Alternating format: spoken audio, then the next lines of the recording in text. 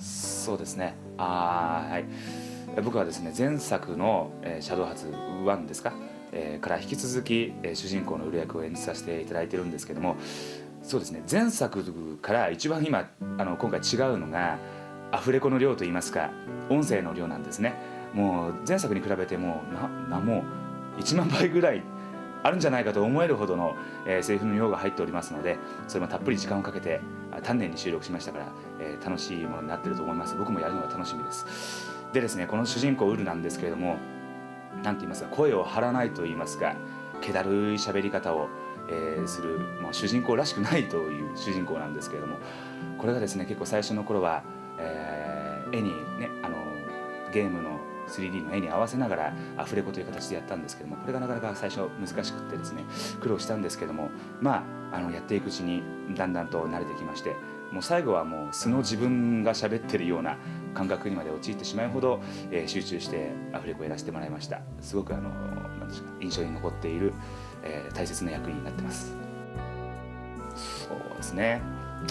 前作のラストでですね、かなり主人公とウルとですね、ヒロインアリスなんですけれども、悲惨な人生というか、悲惨な終わり方をしてしまうというものすごい作品だったんですけども、その続きで、今回はそうですね、ウルは恋人を死なせてしまい、そして自らも呪いを受けなんていう悲惨な状況から始まるわけですけれども、その中ですね、新しいニューヒロインはカレンという名前の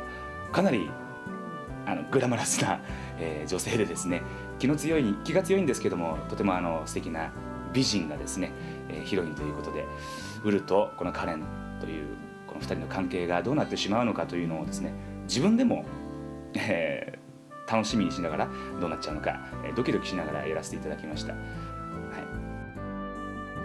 そうですね、このゲームのラストの方になるんですけれども、大ボスですね、黒幕との対決シーンです。これがですね、ウルがですね、もう大ボスですからね、もうなんていうか、すごい憎い相手なんですよ。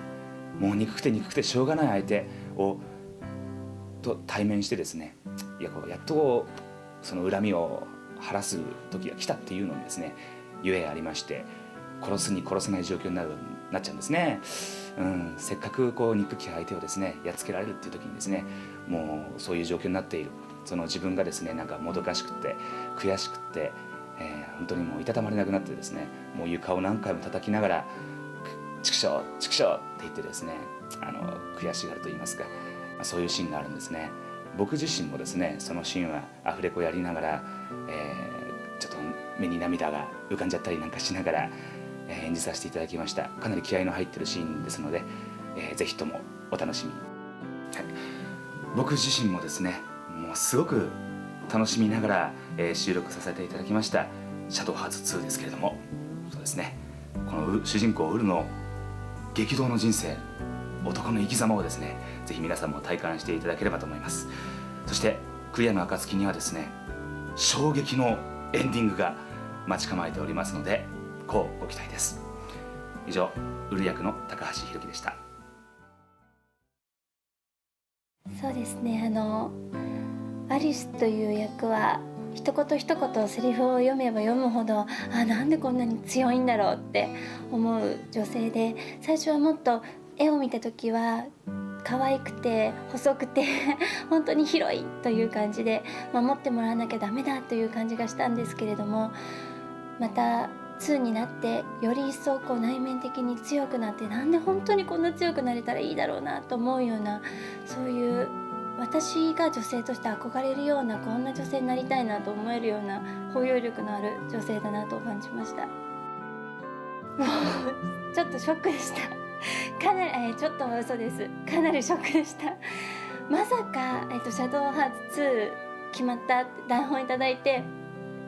目を疑ったというのが正直なところで、まさかこんなことから始まっているとは思わなくって、でも、その死んでしまっているからこそ2人の愛が永遠になったというか、読んでそのセリフを喋っていけばいくほど、もうこういうアリスの立場で、例えば死んでしまった上での愛情を表現をすることができるということは、とてもより生きているよりも、なんていうんだろ深い感じがしたというか、本当に無条件な愛じゃないですか。何かをしてもらえるわけではないから。なんでそういうところを演じられたウルのことをもっと愛せたっていうところがとても良かったなと思うんですけれども、でもそれにしてもショックだったというのが正直な感想です。今回シャドウハーツ2になってちょっとアリスの場面自体は少ないので、一つ一つを本当に大事にやらせていただくようにって心がけたんですけれども、本当に印象に残っているところばかりなので、どこを選べと言われてしまうと困ってしまうんですけれども、総合してやっぱり思うと一番最後に撮ったシーンということもあって、前回からのつながってる部分でもあるので、列車のシーンがやっぱりこの列車のシーンの後にいろんなことがあって、またでもこの列車のシーンの前にもいろいろあって、そういう意味ですごくポイントになってくる場所だったので、とにかく切なくって、列車の中の2人はすごく幸せで、でもこの後どんなことがあるのか、この前にどんなことがあったのかっていうことをやっぱアリスの気持ち、ウルのことを考えたり思ったりすると、幸せだからこそ切ない、なんですごく印象に残っています。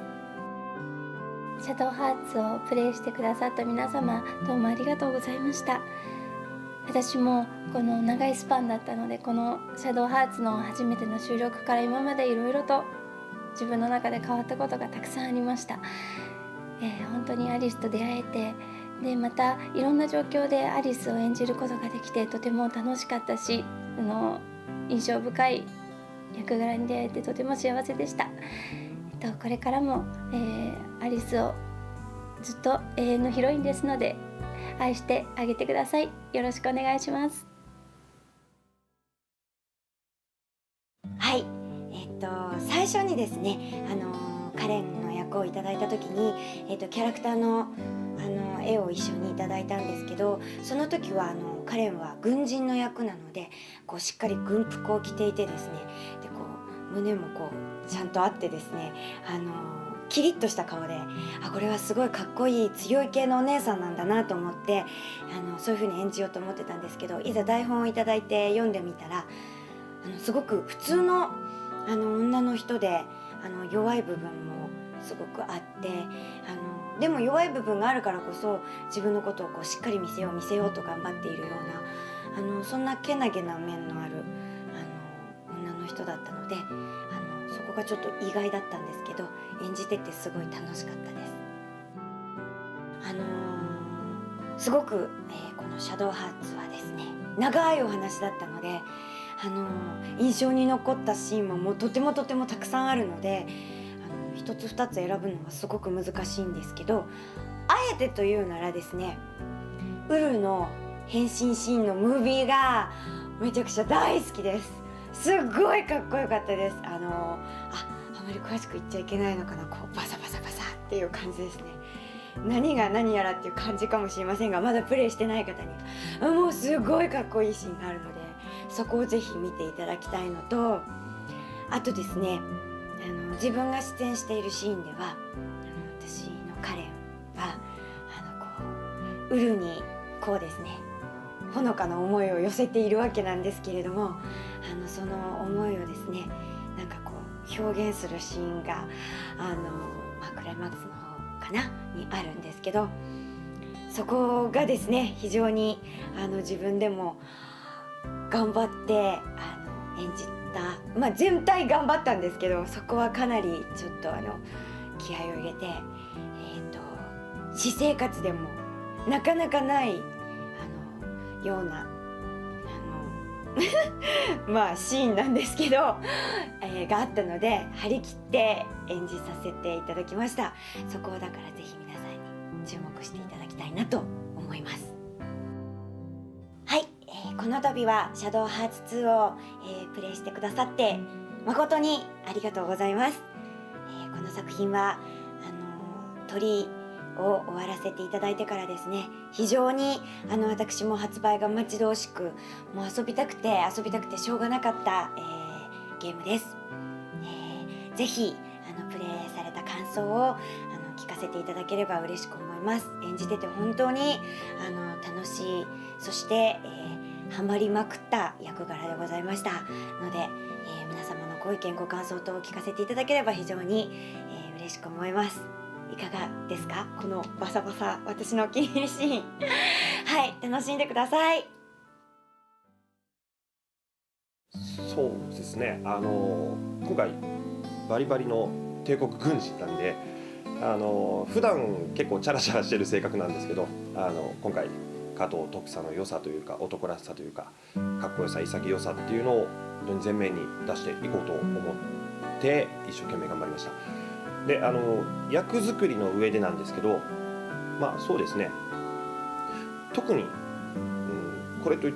て苦労したっていうところはないっていうとなんかね生意気な言い方になるんですけど、でも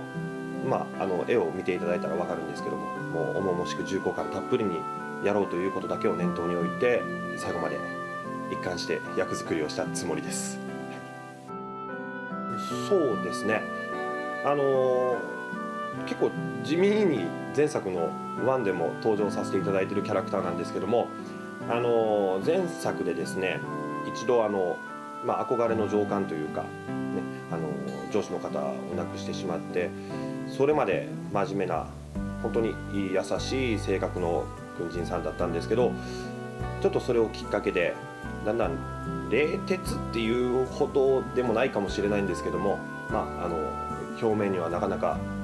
優しさを出さないような人になってしまったというのが今回の、加藤徳さんなんですけど、ウルと同じでですね、愛してる人を亡くしてしまうんですね。で今回も、ね、一生懸命自分の生きがいというか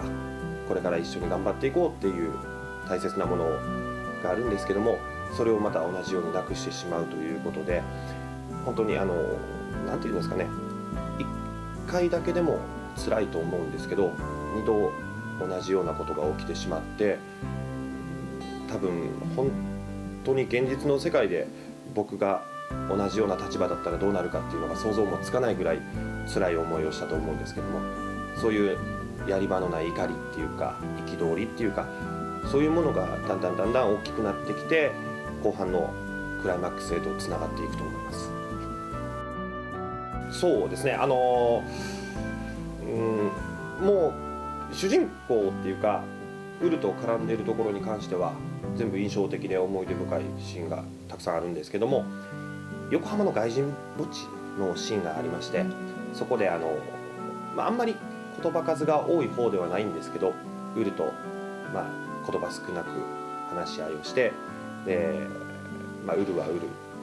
加藤は加藤の生き方っていうんですかね、そういうのをお互いで分かり合った上でこれから別々の道を歩いていきましょうというふうに言うシーンがあるんですけど、それがまたさっきも言いましたけど、すごいセリフの量としては多分少ないと思うんですよ。で語らずとも分かる仲っていうか、なんか熱い男同士の友情っていうものを少しは見ていただけると思います、はい。今回加藤徳さん、今回っていうかね、前回もやらせていただきましたけども、金光と言います。そうですね、いろんな役をお仕事の中でいただいてきた中で、多分加藤というのは僕の中で一番かっこいい男らしい役だと思うんですけども、普段の自分と違ったことができるっていうのがすごい嬉しくて、でもちょっとプレッシャーだったりとかして、少しでもかっこいい、そうですね、男らしいというのを出せればなと思って頑張ってきました。で、加藤という人間がよりかっこよく男らしく生きていけるように自分としても精一杯頑張って、よくね言われますけども、キャラクターに魂を入れるって言いますけど、加藤が生きていけるように頑張ったつもりです。ですので端々に出てくるキャラクターだとは思うんですが、その度に少しでも加藤の良さに気づいていただければなと思います。最後まで楽しく遊んでください。はい、前作からおなじみのこのロジャー・ベーコンは、もう何百年も生きている大魔術師なんですよね。それでね、このね、頭が良すぎてちょっと切れちゃってるっぽいっぽいね。っていう、そういうおかしなキャラクターになってますけども、でもね、いざとなると頼りになる賢者というところを演じさせていただいております。みんなにいじめられたり魔術をしたりね、いろんなことをするんですが、やはり一番印象に残っているのはですね、この最後のシーンですね。もう何もかも終わった後のですね、ウルとの再会は、これはねすごく悲しいというか嬉しいというか、本当に複雑な感じですね。前回よりも全てにおいてパワーアップしたシャドウハーツ2、面白い登場人物がたくさん出てきますが、ロジャー・ベーコンも健在ですので、ぜひ楽しんでください。オレニュース、オレニュース、オレニュース、オレニュース、オレニュース、オレニュース、オレニュース、オレニュース。